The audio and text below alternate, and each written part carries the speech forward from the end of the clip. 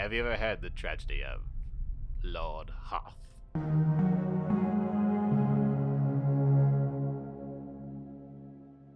Born Ruusan on the planet of Cal during the last 100 years of the new Sith Wars known as the Republic Dark Ages. Born into a line of Jedi Lords who protected the Ruusan sector within the Mid-Rim, Ruusan followed in his family's footsteps, joining the Jedi Order with the goal of destroying the Sith. A goal he believed he would come to do single-handedly. Tall order. Yeah, no pressure. He earned his name as the Knight of Hoth, freeing the Corellian trade spine from the Sith pirates on the ice world itself. Hoth rose through the ranks of the Jedi Order, taking for himself a Padawan, Johan Othan. Once the Corellian trade spine was secure, Hoth would move to Coruscant, becoming a Jedi Master and being nominated as the Temple's Battle Master. Despite being an accomplished and powerful Jedi Master, he was one of the worst kept secrets in the Jedi Order. The High Council downplaying or ignoring his successes, while whispers of his great deeds would circulate the temple.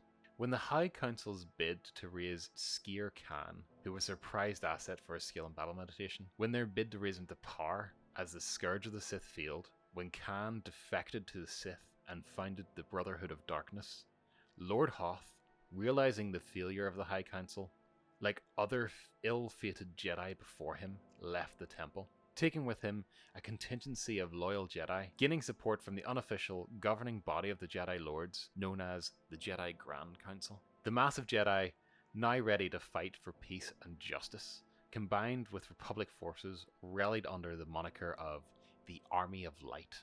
However, without the full support of the Jedi or wider galaxy, Hoth, strapped for ships, oversaw the conversion of freighters into warships and the recruitment of any Force-sensitive Republic citizens, including children, to augment the ranks of the rapidly dying Jedi and avoid them becoming part of the Sith Brotherhood. The makeshift army under Lord Hoth was extremely successful in their beginning, driving the Sith off countless worlds, including areas like the Cloak of the Sith and Drummond Cass.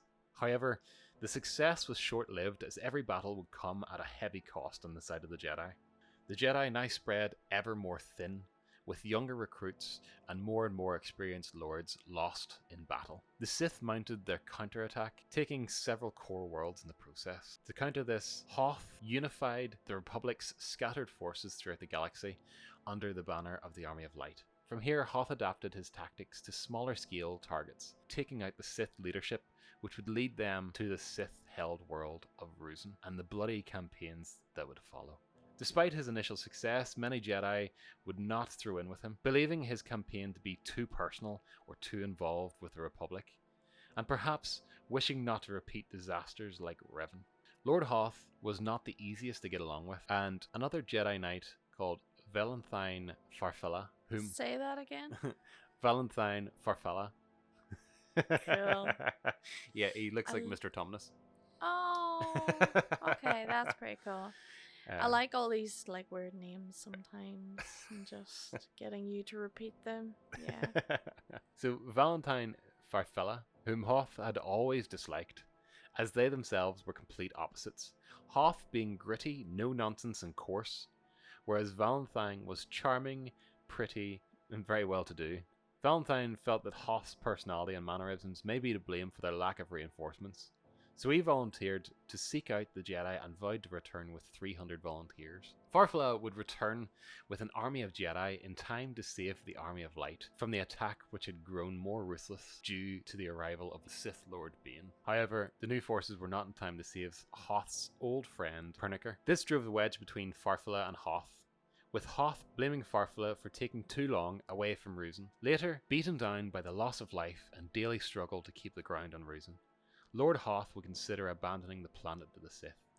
That night, he was visited by his old friend Perniker, who gave him advice to trust the Force and repair his relationship with Farfalla. After awakening from the dream, he repaired his relationship with Farfalla and prepared for the attack on Kaan's base camp. Though prepared for battle and outnumbering the Sith, Hoth wanted to stop further bloodshed and demanded Kaan's surrender instead.